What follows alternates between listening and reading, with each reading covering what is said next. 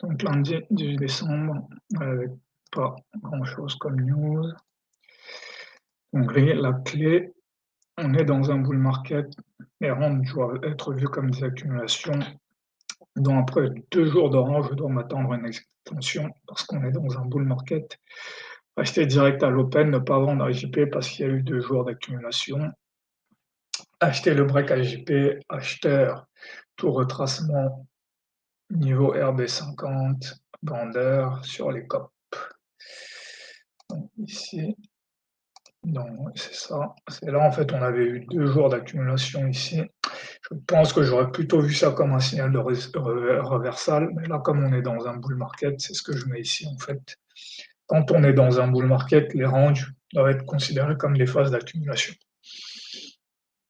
Ensuite, j'aurais quand même eu, voilà, j'aurais quand même eu le No News Monday, mais justement, on reste probabiliste, donc il faut s'adapter à ce qui se passe. Donc là, ici, dès l'ouverture, il aurait fallu que j'achète ici, voilà, parce qu'on est dans un bull market. Ensuite, là, j'aurais pu continuer à acheter. Là, on arrive sur AJP. Si j'avais eu la vision du No News Monday, j'aurais pu vendre ici, mettre un ordre à la vente. Voilà, là, j'aurais vendu, je pense, j'aurais vendu. Ici, RB50, test 1-2 sur AJP. Là, même si j'étais vendeur, là, il faut clôturer mes positions et acheter ici. Voilà, là, il faut rajouter ici parce que maintenant, bah, au moins, très probable qu'on va aller au moins chercher une leg 2. Ça aussi, c'est très important. Ces stagnations-là, après avoir cassé, un sommet, il faut acheter ici, il faut acheter ici. Voilà, il faut que j'achète ici et ici.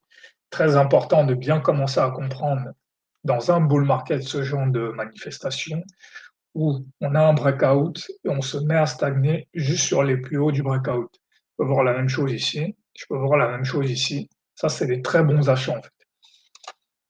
Voilà. Ici, forcément, si j'ai acheté ici, j'ai pas forcément besoin d'acheter ici, mais je peux aussi acheter ici en appliquant le principe du RR1. Là, bon, ça marche pas trop. Ici, j'aurais pu continuer à acheter. Je peux continuer à acheter ici, pas de problème. Voilà.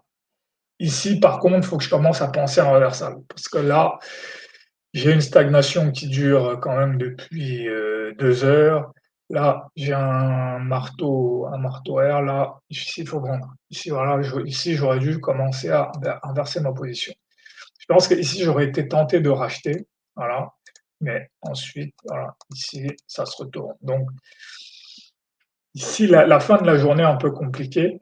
Voilà, la fin de la journée est un peu compliquée, mais si j'avais tradé correctement l'ouverture, j'aurais même pas eu besoin d'être ici, en fait. Donc c'est pas une journée spécialement compliquée, mais il faut juste avoir les grilles bien en tête. Voilà, ici, RB50, grille très claire. On se met à stagner sur un ancien sommet. Il faut acheter pour continuer. Après, ici, 2 heures de stagnation. Et là, ici, un reversal. Il faut vendre. C'est pas très, très compliqué comme journée. Voilà. Mais bien avoir en tête les grilles. Voilà. Clairement, ce qui est important là.